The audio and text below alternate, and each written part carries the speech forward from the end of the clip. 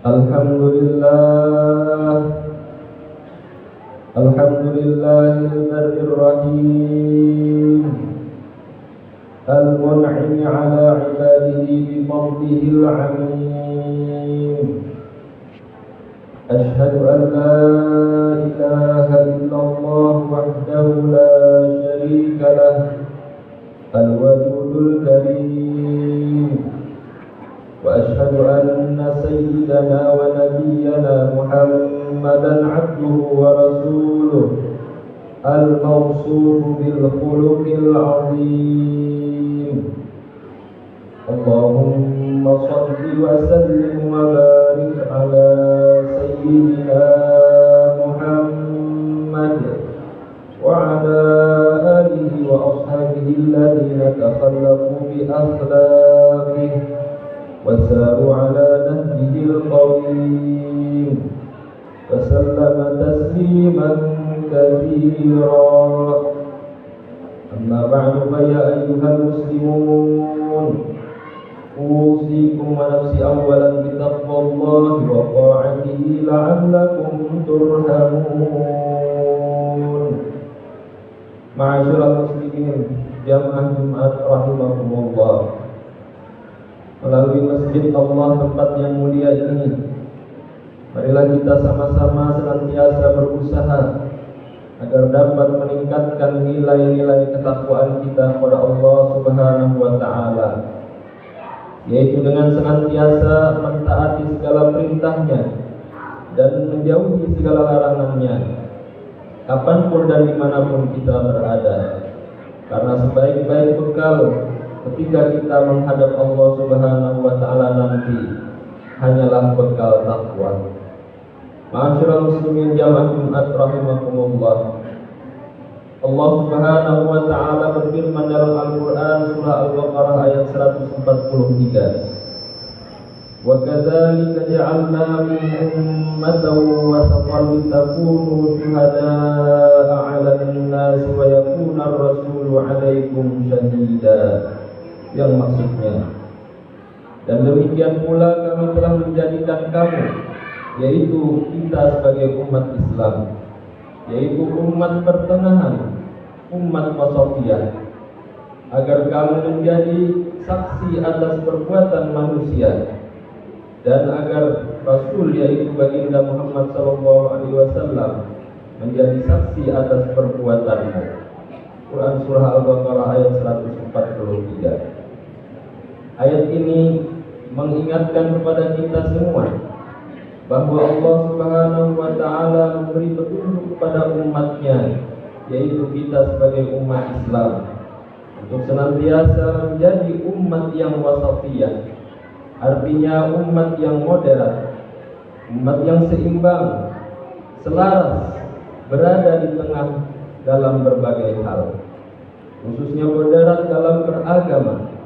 Kita diperintahkan untuk tidak beragama secara ekstrim, artinya berlebih-lebihan atau hulu, baik ekstrim berlebih-lebihan arah ke kanan, dan tidak pula kita disuruh untuk larut dalam ekstrim kiri, yaitu pemikiran atau pemahaman yang salah dalam beragama. Dalam beragama pun Allah Subhanahu wa ta'ala juga memerintahkan untuk tidak berlebih-lebihan, yang diistilahkan dalam bahasa Al-Quran dengan istilah hulu.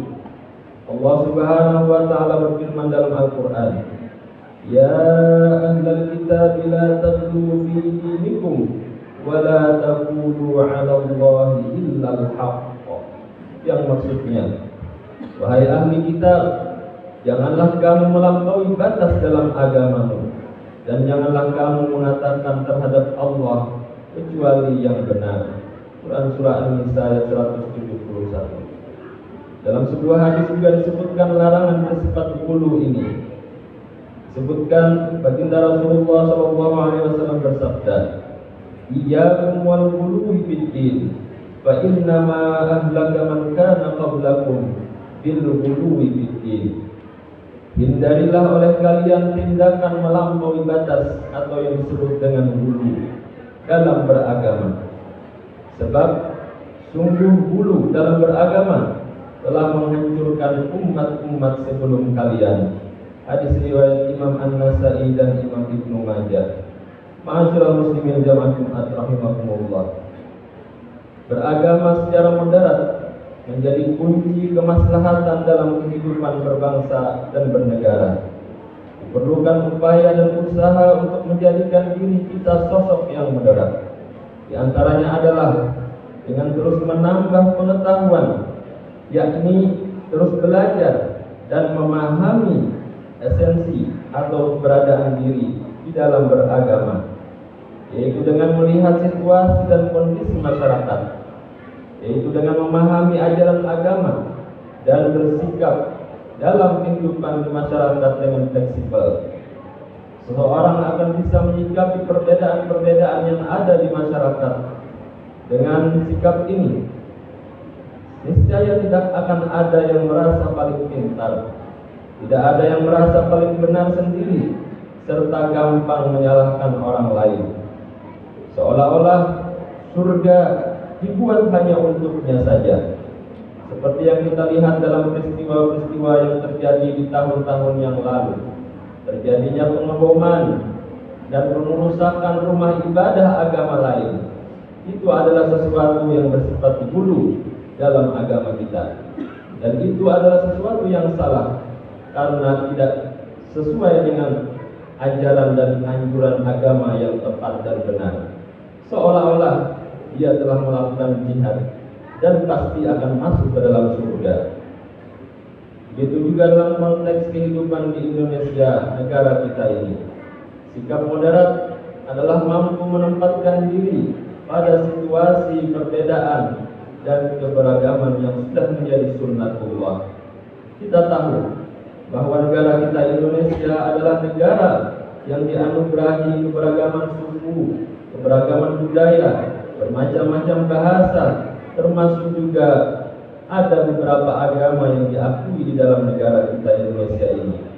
Jika kita tidak bersikap moderat dalam sikap kita, maka perbedaan yang ada akan saling berbenturan sehingga rawan terjadi konflik dan perpecahan antar sesama umat beragama dan antar sesama bangsa Indonesia. Padahal Allah Subhanahu wa taala menciptakan perbedaan bukan untuk saling bermusuhan. Namun tujuan Allah menciptakan perbedaan adalah agar kita saling melengkapi dan saling kenal mengenal satu dengan yang lainnya. Allah Subhanahu wa taala berfirman dalam Al-Qur'an, "Ya ayyuhan nas inna khalaqnakum min dzakarin wa untha waja'alnakum syu'uban wa qabaila lita'arafu inna akramakum 'indallahi atqakum innallaha 'alimun khabir." Yang maksudnya, hai sekalian manusia, sesungguhnya kami menciptakan kamu dari seorang laki-laki yaitu Nabi Adam alaihissalam dan seorang perempuan yaitu Siti Hawa, dan menjadikan kamu berbangsa-bangsa dan bersuku-suku supaya kamu saling kenal mengenal. Sesungguhnya orang yang paling mulia di antara kamu di sisi Allah ialah orang yang paling takwa di antara kamu. Sesungguhnya Allah Maha mengetahui lagi Maha mengenal. Quran Surah Al-Hujurat ayat 13. Demikianlah khutbah yang singkat ini. Mudah-mudahan Allah Subhanahu wa taala senantiasa menumbuhkan rasa cinta kasih sesama manusia, dan kita bisa senantiasa menebarkan perdamaian dan kesejukan di dalam masyarakat, dalam kehidupan berbangsa dan bernegara dengan nilai-nilai sikap moderat yang telah digariskan oleh agama kita. Amin, amin ya rabbal alamin. Alhamdulillah, wassalatu wassalamu ala sayyidina Rasulillah Muhammad bin Abdullah wa ala alihi wa sahbihi wa man tabi'ahu wa man wala. Usikum wa nafsi bi taqwallahi faqad fazal muttaqun. Wa idza quri'a al-Qur'an fastami'u lahu wa ansitu la'allakum turhamun. A'udzu billahi minasy syaithanir rajim. Ya ayyuhan nas inna khalaqnakum min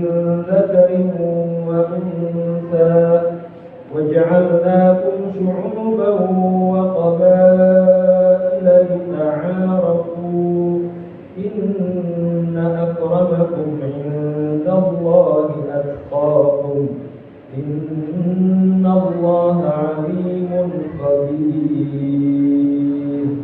بارك الله لي ولكم في القرآن العظيم ونفعني وإياكم بما فيه من الآيات والذكر الحكيم وتقبل مني ومنكم تلاوته إنه هو السميع العليم. أقول قولي هذا وأستغفر الله العظيم لي ولكم ولوالدي ولوالديكم ولسائر المسلمين والمسلمات والمؤمنين والمؤمنات فاستغفروه إنه هو الغفور الرحيم. اللهم صل وسلم وزد